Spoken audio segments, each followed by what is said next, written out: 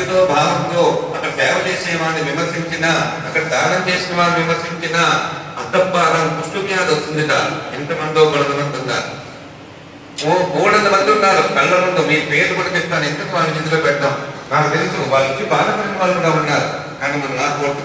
అది ఎనిమిది రకాలుగా బాధపడుతుంటాం. మనకి ఎందుకు నాయన చక్కని జీవితం ఇచ్చింది అమ్మవారు. విశ్వాసం రాకపోయినా అవివేకంతో ఉండకుండా జ్ఞానంతో ఉండడానికి జ్ఞానాన్ని ఇచ్చింది. అక్కడ నాకు అయ్యేకపోవచ్చు, కానీ జ్ఞానానికి అద్భుతంగా ఉంటుంది.